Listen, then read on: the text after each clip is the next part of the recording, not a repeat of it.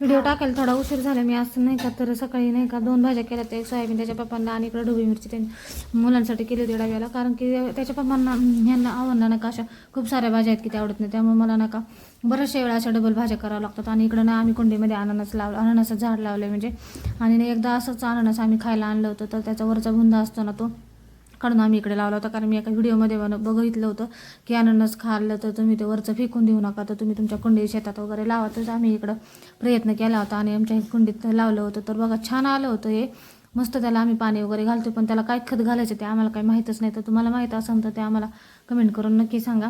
आणि संध्याकाळच्या वेळेस नाही का मी समस्त आला टाकून चहा केला होता, चहा घेतला आणि मुलांचं चाललं होतं मम्मी पप्पा कधी येणार आहे चिकन घेऊन, कारण आम्हाला आज करायची बिर्याणी. आता श्रावण महिना लागायला फक्त 2 दिवस राहिले होते म्हणून बिर्याणी बनवायची होती. तर पाऊस तर काय सारखं येतच जात होते, त्यामुळे चहा तर प्यायची आपली इच्छाच होतीच, त्यामुळे मी इकडे ते चहा घेतला आणि फायनली मी इकडे बिर्याणी बनवायला घेतली आहे. ते चिकन स्वच्छ धुवून घेतलं मस्त आणि पटापट बिर्याणी केली. मी एका साईडला तांदूळ उकळायला ठेवलं, पाणी उकळायला ठेवलं आणि त्यात तांदूळ बॉईल करून घेतलं मस्त.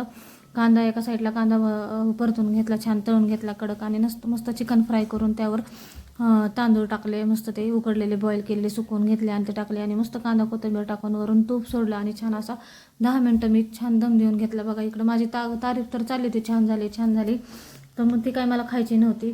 चला आजच्यासाठी एवढंच, भेटूया नेक्स्ट व्हिडिओमध्ये, तोपर्यंत बाय.